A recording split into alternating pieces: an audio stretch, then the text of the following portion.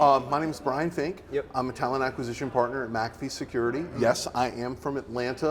I got a little bit of that southern drawl. The home of peaches, Chick-fil-A, peanuts, and Yep. sweet tea. Love it. That's my story, and I'm sticking with it, my friend. How are you doing today? Yeah, I'm doing good. I'm doing good. Excited to be here. Awesome. So we were talking a second ago, and you're about to go do a presentation up on the conference stage. On the big stage, yeah. Can you share a little bit about what you're going to talk about and kind of some of those topics? Yeah. So I'm so fortunate that I get to work for an organization that's passionate about protecting people online, and then we've got a mission where people can be free to be who they are wherever they are. Our 400 million customers around the world. I'm excited that I get the opportunity to talk about diversity, inclusion, equity, and belonging. Because as we were kind of bantering before we started talking, we were talking about trends in TA in 2024. And DEIB, and I am going to include the B for belonging, right? Because that's really what we're trying to do here, as we're trying to create a community of talent professionals, but also you're trying to create communities inside of organizations. It makes organizations that much stronger, that much more resilient. It gives them that grit, that determination. So I'm really excited. I'm going to have a conversation with whoever shows up about DEIB and the sourcing or talent strategy for attraction to bring a bridge to those communities, right? Because so often when I've seen DEIB sourcing done, it's all about visual ID, looking and seeing, is this person a woman, or is this person African American, or is this person African American female, or are they biracial, or what is their LGBTQ status, right? That's wrong. What we should do is we should not be identifying people as sourcers and recruiters. We should be allowing those individuals to self-select and to share their story with us. It's not our story, okay? Let's be absolutely 100% clear. I pass as white, right? That doesn't mean that I should be a white savior to a different underrepresented minority group, right? What it does, though, is it says, Brian, you should use your privilege and your power that's been constructed by systemic racism, and you should use it to elevate other voices that are not like yours. And I'm excited. That's what I'm going to get to talk about tomorrow. What are some tactics that you're using, or that you maybe advise other practitioners in your space to use to be able to, from what I understood there, kind of flip the script and have it be more of a proactive selecting into an opportunity versus... So let's get rid of the word select. Okay. Okay, and let's get rid of the words, let's get rid of the word prioritization, right? Yeah. Is that when we talk about leaning into a community, I'll give you an example. Yeah. Are you on Slack? Do you use Slack? I do. Okay, so there's a search engine called Slowfile, Slofile. I promise I'm going somewhere with this. Sure. Is that Slowfile is a search engine that allows you to find different Slack groups. So say female entrepreneurs, or Latinx in tech, or blacks in technology, and you're able to find all those different groups. I'm not any one of those groups, right? But what I'm able to do is I'm able to find the group and find out what it means to be an ally to that organization and to their population. How can I give an elevation to their voice, right? So let's talk about that first. It's about elevating voices, because not all voices are treated equal, and they should be treated in a manner that recognizes their distinctness and the value that they bring with that distinctiveness, right? So I would use Slack. There's a great group that's called the Tech Taqueria, which is for Latinx individuals. I am only in the channels for ally. I offer to do resume reviews, right? I'm putting into that community. I'm not trying to extract value out from it, right? Now, I may do a resume review for somebody who's a salesperson. Full disclosure, I don't recruit salespeople. I recruit technologists and infrastructure designers and builders and UI engineers and the whole plethora of what makes the internet work, right? But I'm having that conversation. I'm making deposits in that community, right? And at some point, that community is going to reach out to me and say, hey, Brian, can you help me get a role in tech, right? So it's about making those little incremental deposits. It's part one. Part two to your question, though, Jeremy, you identified the identification, right? And just for a minute, let's close our eyes, right? Let's think about this and say, how would we identify somebody who is female? Well, let's look at the verbs that they use to describe themselves, paired with their pronouns. She leads, she built, she coordinates, she drives innovation, she was responsible for, and using that terminology, or her peers think this of her, using that terminology to indirectly identify how this person identifies and portrays themselves. Does that give you a good answer, indication about how we're using natural language search to really illuminate somebody's accomplishments and their achievements and say, this individual, not she, he, him, her, they, we're able to elevate the conversation in that direction. Yeah, absolutely. Isn't that powerful? It is, yeah. And so let me ask you, what happened in the last 12 months? Because I was here 12 months ago, a year ago. Yeah, we were. We had a similar conversation around DE&I.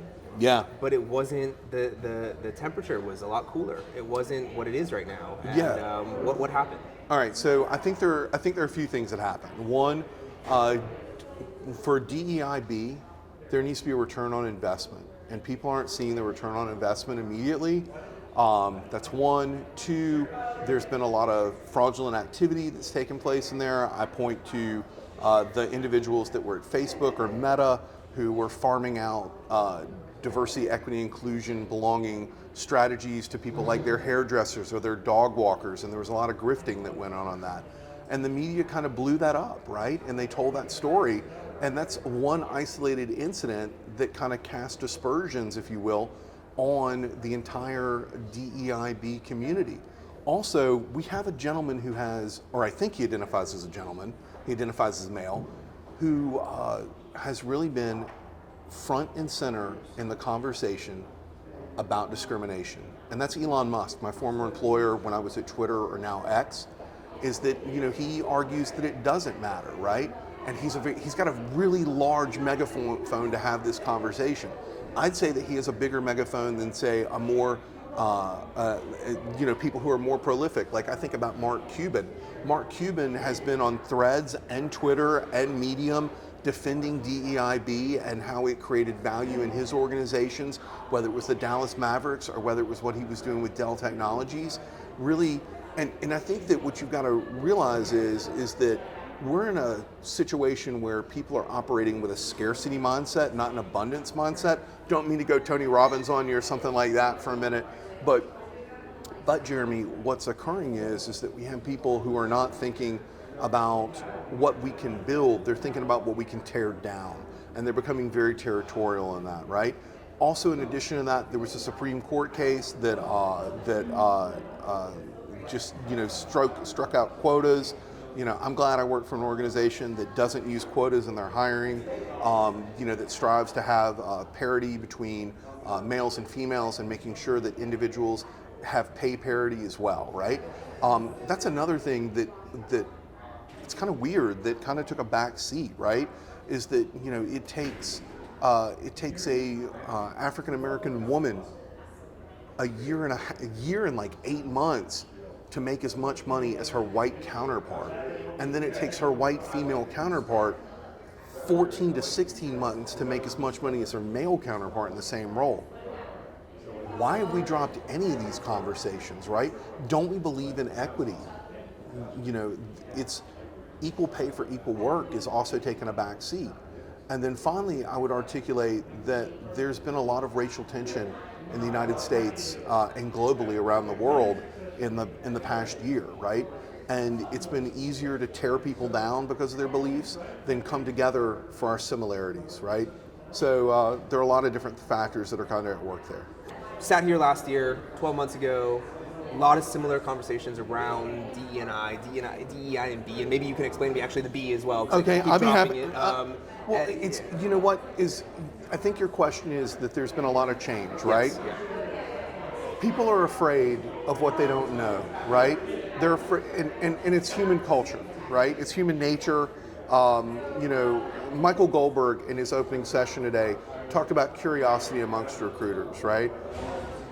People are not asking questions about community. That isn't a question like, where did you come from? It's a question like, what do you want to build? What do you aspire to do, right? And a lot of recruiters have been slaughtered by the layoffs in recruiting that have taken place. And I use the word slaughter because, as we're having this conversation today, I saw it come across on Bloomberg, 9% of PayPal, a company that has had great profitability, 9% of the company is being let go or laid off, right? I'm sure that's going to affect recruiting in some capacity. It has affected the big tech companies and what have you. These were companies that were big proponents of this type of change, right? They can still be a proponent for this type of change, but it's like they don't have the warriors to go into battle to deliver on the promise on the battlefield, right? I think that you talk about the political climate, right? There have been individuals that frankly got bad advice. That's what I think, is that we had 3 university professors that were all being advised by the same law firm. I look at that as the common denominator, and they all sounded like blatant anti-Semites when they were testifying before Congress.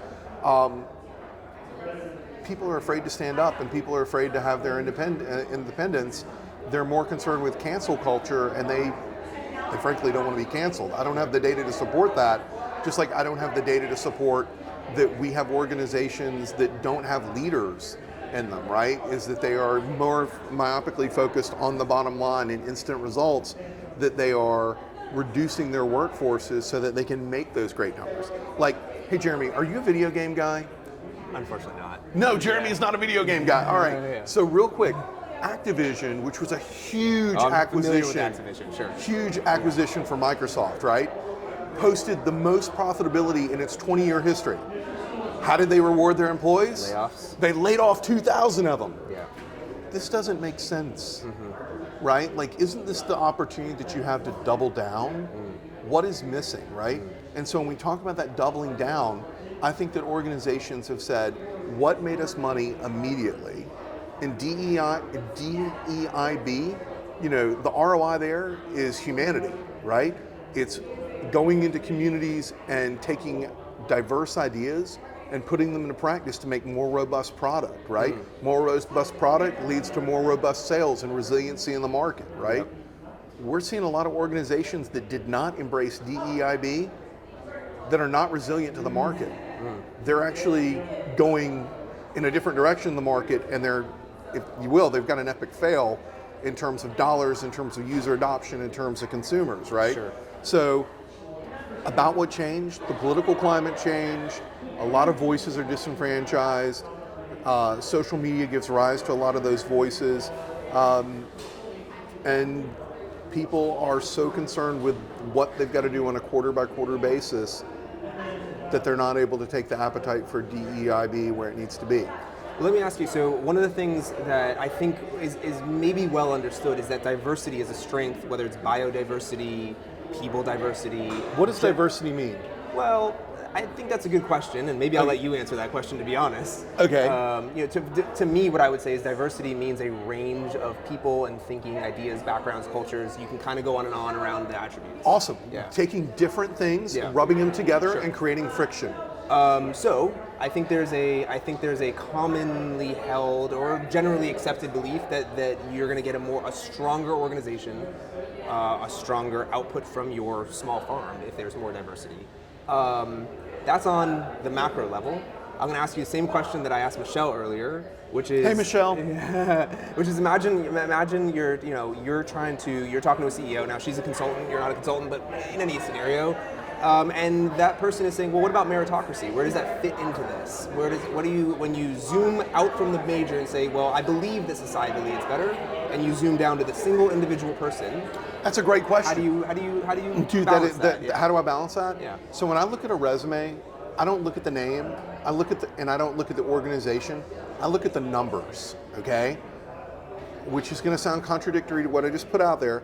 But what I'm doing is I'm creating a candidate pool that is representative of the marketplace. Okay, so let's just say, for instance, that 50% of engineers are female. Okay. What should my talent pool be if it represents the market? Sure. Well, what do you do? That's a really good example, though, because 50% then- or not. Absolutely. Actually, it's more than 50% are female, right? Are female. Yeah. As engineers. Yes. Oh, okay. Yeah. What happens is that you have a drop off after the 5 to after the 5-year mark of women move from role, or people who identify as female, they move from hardcore engineering roles, right, where they're developing every day, into management roles, which are not counted as those dev roles, or they move into something like project management, which gives them opportunity to be, if you will, really that leader in the household as well, because of the taxation that happens in the workplace, right? But I think that we agree on what diversity means, right? You said, hey Brian, what's belonging, right? You know, there are a lot of vendors that are here, and there are a lot of speakers that are here that want to talk about how you make an organization robust, right? Employee engagement is a big topic. Think of employee engagement as another term for belonging, right? How can you be engaged in your work if you don't see yourself in your peers, whether it's, I don't see females around me, I don't see Latinx around me, I don't see Native Americans, I don't see Black, I don't see that, right? So you've got to create that sense of belonging. One way that you can do that is through BRGs, or business resource groups, right? You know, at Twitter, we had Blackbirds, which was really robust. It was also our #1 source of quality referrals. And when I say quality referrals, I mean people that were hired into roles, right? Because they got to tell a story about how Twitter was pro-Black, or how Twitter was pro-veteran, or how Twitter was pro-LGBTQ. Much like how at McAfee, we've got these BRGs that also tell the same story and celebrate those differences so that we can see the similarities in each other. But I want to go back to your big question. You said, hey Brian, how do you read a resume, right? Is that I make a candidate pool that is representative of the population as a whole, okay? I don't pull a lever and say, oh, we need to dump in so much more female, or we dump in so much more male, or we dump in so much more Native American. I use the Seek Out tool to help create that candidate pool. I can't control who applies, but I can control who we passively source, right? When I read a resume, I don't look at education. McAfee, I'm really excited about this. We don't have an educational requirement. Wonderful. Right? When you think about education, our education system is a product of systemic racism. I'm not going to get in a soapbox about that, right? But, you know, it's our education system, it's a little broken. We'll get it, maybe we can get into that next year, right? Maybe I'll talk about that. But I look at the resume and I look at the numbers, I look at what you've done, right? And then I get on a phone call with you, we have a conversation, or I get on a video call with you. Unfortunately, if I get on a video call, I can't help it. My eyes are gonna see who you are, right? As I'm reading that resume and I'm asking those questions in a phone interview or a video interview, the question that I always start with is, hey Jeremy, I read your resume. I don't need you to tell me about that. What I need you to tell me about is what your hopes and dreams are and where you want to go next. And maybe together we can find out if this role is the vehicle that gets you where you're going. If it's not, then why would I square peg round hole? To meet a quota? That's some bullshit. You know, and so like, it's fortunate to me that I don't have to do that, that we're not the kind of organization that holds to that kind of standard, but that we do hire on meritocracy. We just go about enriching the candidate pool to make sure it's diverse in the beginning. Brian, one of the things I gotta tell you, I respect you. I like having these conversations because I really try to go into them open-minded. I try to learn and listen from the people I'm talking to who have, in your case, decades of experience trying to build an organization. No. That is 2 decades. That's only 2 decades. 2 decades. Not tons. And I respect the thought that you're giving this. I respect the intensity where you're kind of bringing forward the things that you believe in, and I appreciate you taking a minute to share them with me. I really do. Awesome, Jeremy. This has been a great conversation. I'm going to challenge you. Okay. We use the term DEIB, right? I like to use the term JEDI, not because I'm a Star Wars fanatic, but I believe in justice, equity, diversity, and inclusion. And I ask anybody who's listening to make sure that they are an advocate for that justice, for that equality, for that equity, for diversity, and for inclusion. That's all I got. It's a way cooler acronym, I'll tell you that. Yeah. A bunch of Jedis running around, right? Yeah, sure. Good stuff, I appreciate it.